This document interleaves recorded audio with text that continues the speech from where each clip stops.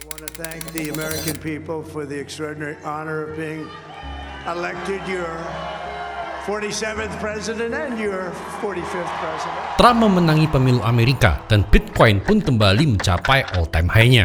Tapi tunggu dulu, karena kemenangan Trump masih belum resmi.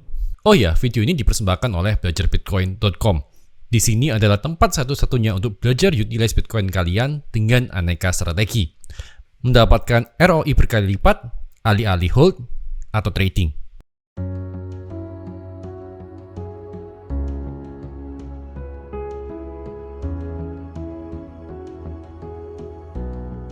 Kemenangan Trump di popular vote nggak landslide. Nah, kemenangan landslide dalam konteks pemilu Amerika berarti kemenangan yang sangat besar, di mana satu kandidat atau partai memperoleh mayoritas suara yang sangat signifikan dibandingkan lawannya. Nah, dalam pemilu presiden Amerika, kemenangan landslide itu merujuk pada perolehan suara electoral college yang jauh lebih besar daripada kandidat pesaing. Artinya ada dukungan kuat dan luas dari berbagai negara bagian. Misalnya ketika Ronald Reagan memenangkan pemilu di tahun 1984, saat itu Reagan meraih 49 dari 50 negara bagian dan memperoleh 525 dari 538 suara electoral college. Nah, meskipun dalam perhitungan awal Donald Trump mencapai 270 suara elektoral, hasil itu masih harus melalui proses electoral college yang berlangsung pada 17 Desember 2024. Nah, pada tanggal ini, para pemilih elektoral dari setiap negara bagian akan berkumpul untuk memberikan suara mereka.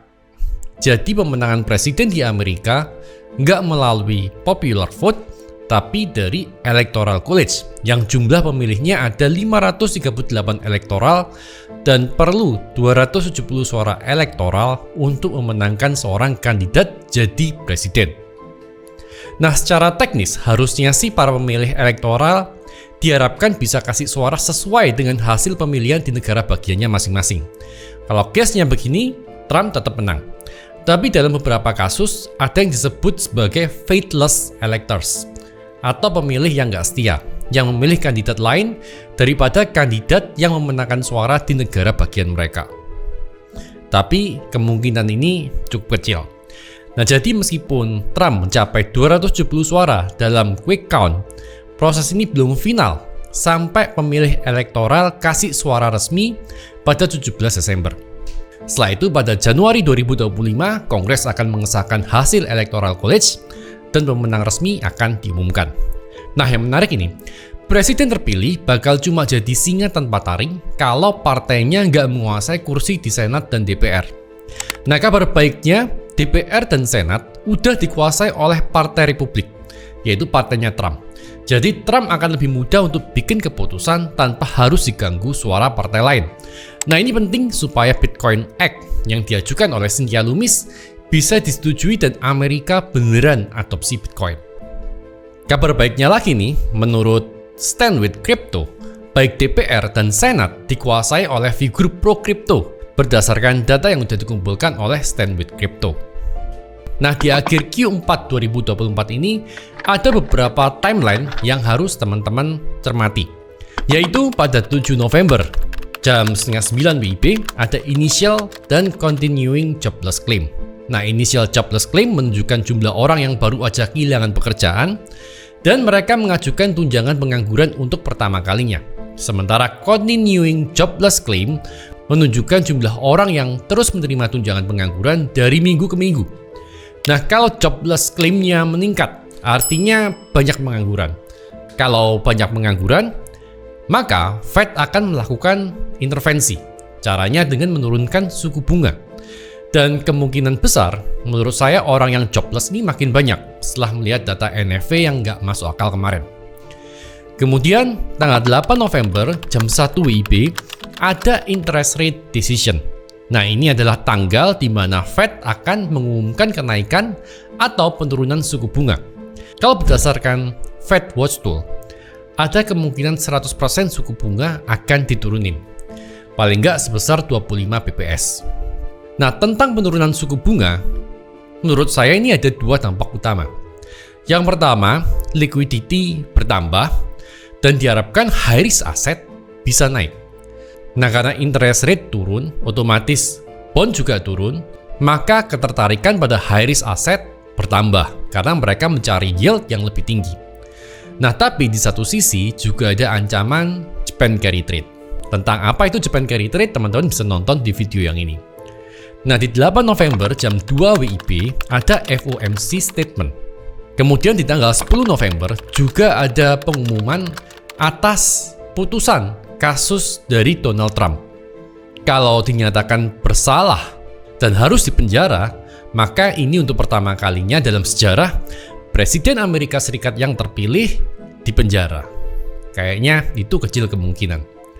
Nah, di 10 Desember ada Microsoft yang melakukan voting. Mereka akan memvoting apakah akan menggunakan uangnya untuk investasi pada Bitcoin atau enggak. Meskipun Dewan Direksi nggak menyarankan, tapi dalam setiap vote, ya kita tahu Bitcoin lah yang menang. Termasuk pemilihan Presiden El Salvador, Argentina, hingga Amerika. Nah, berdasarkan data laporan keuangan terakhir, Microsoft punya dana cash nggak main-main sebesar 75 miliar US dollar. Kemudian tanggal 17 Desember ada Electoral College. Nah, seperti yang tadi kita udah bahas, ini adalah penentu siapa Presiden Amerika yang berikutnya. Jadi memang beda dengan election di Indonesia yang ditentukan oleh suara rakyat atau popular voting. Di Amerika ditentukan oleh Electoral College. Nah, di pemilu yang kemarin di 5 November sebenarnya rakyat memilih elektoral dan berlaku konsep winner takes all. Artinya, kandidat yang memenangkan suara mayoritas di sebuah negara bagian akan mendapatkan seluruh elektoral dari negara bagian tersebut. Dengan kata lain, meskipun kandidat lain mendapatkan sejumlah suara, hanya pemenang suara terbanyak yang akan menerima seluruh suara elektoral.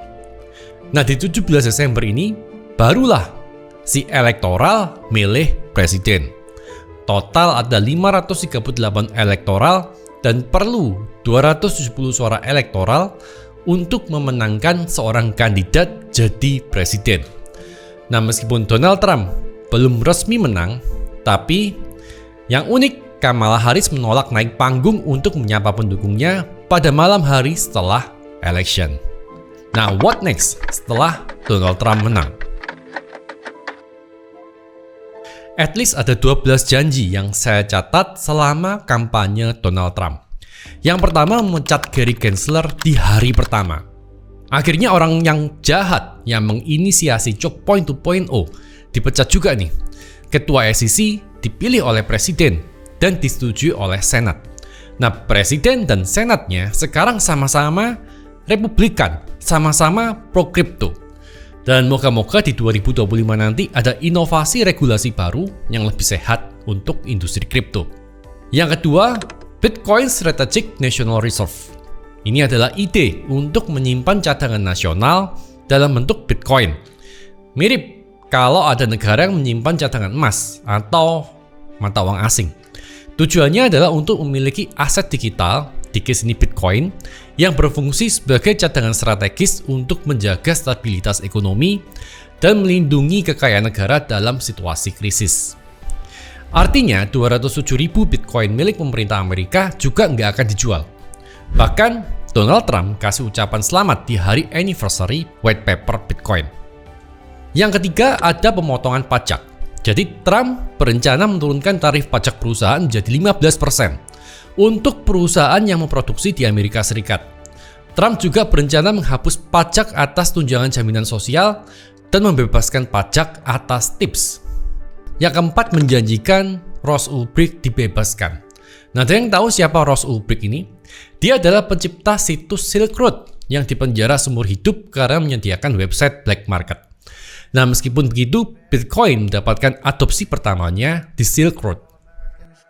Today I repeat my pledge to commute the sentence of Ross Ulbricht to a sentence of time served. It's enough. It's enough. Yang kelima, Trump berjanji untuk nggak macekin Bitcoin. Artinya, Bitcoin dianggap sebagai uang nih, bukan sebagai aset yang terapresiasi nilainya dan harus dipajaki capital gain. Nah, dengan cara seperti ini, Bitcoin yang ada di offshore bisa ditarik kembali masuk ke Amerika.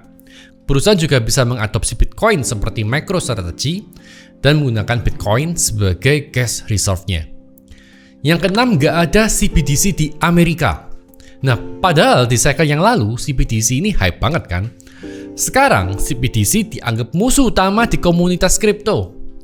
Ya, secepat itu sebuah naratif di kripto bisa basi. Yang ketujuh, mengakhiri choke point 2.0. Kurang lebih ini adalah istilah yang dipakai untuk menggambarkan pemerintah Amerika dalam membatasi akses industri kripto ke sistem perbankan tradisional. Yang kedelapan, mendirikan DOGE atau Department of Government Efficiency. Jadi Trump berencana membentuk sebuah komisi efisiensi dan rencananya dipimpin oleh Elon Musk. Tujuannya untuk mengidentifikasi dan menghilangkan pemborosan dalam pengeluaran federal. Nah, salah satunya menghapus Departemen Pendidikan dan mengakhiri perang. Komisi ini akan melakukan audit menyeluruh, tujuannya untuk menghilangkan pemborosan dan pembayaran yang nggak semestinya. Nah, Elon Musk terbukti berhasil melakukan efisiensi dengan memecat 75% karyawan Twitter, dan Twitter malah berjalan lebih baik. Yang kesembilan, ada pengurangan regulasi.